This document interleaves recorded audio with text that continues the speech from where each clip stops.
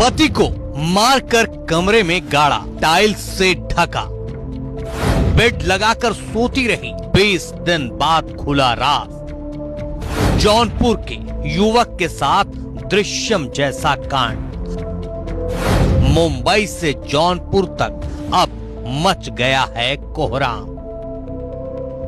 सोचकर ही रूह कांप जाए कि चेहरे से इतनी भोली और मासूम सी दिखने वाली ये औरत इतनी खौफनाक अपराधी कैसे हो सकती है, जो अपने ही पति को मारकर कमरे में गाड़ दे और फिर ऊपर बेड डालकर बेखौफ होकर 1-2 दिन नहीं, पूरे 20 दिनों तक सोती रहे। जौनपुर जिले के रहने वाले एक शख्स की हत्या की गुत्थी खुली तो परिवार वालों से लेकर पुलिस भी सन्न रह गई। विजय चौहान की हत्या उसकी पत्नी ने प्रेमी के साथ मिलकर कर दी है। आरोप है कि हत्या के बाद शव को कमरे में ही जमीन के नीचे दफनाया और उस पर टाइल्स लगवा दी।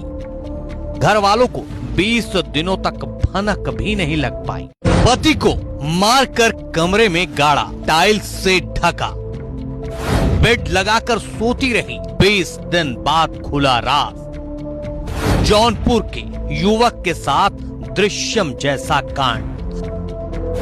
मुंबई से जौनपुर तक अब मच गया है कोहराम। सोचकर ही रूह कांप जाए कि चेहरे से इतनी भोली और मासूम सी दिखने वाली ये औरत इतनी खौफनाक अपराधी कैसे हो सकती है, जो अपने ही पति को मारकर कमरे में गाड़ दे और फिर ऊपर बेड डालकर बेखौफ होकर 1-2 दिन नहीं, पूरे 20 दिनों तक सोती रहे। जौनपुर जिले के रहने वाले एक शख्स की हत्या की गुत्थी खुली तो परिवार वालों से लेकर पुलिस भी सन्न रह गई। विजय चौहान की हत्या उसकी पत्नी ने प्रेमी के साथ मिलकर कर दी है। आरोप है कि हत्या के बाद शव को कमरे में ही जमीन के नीचे दफनाया और उस पर टाइल्स लगवा दी।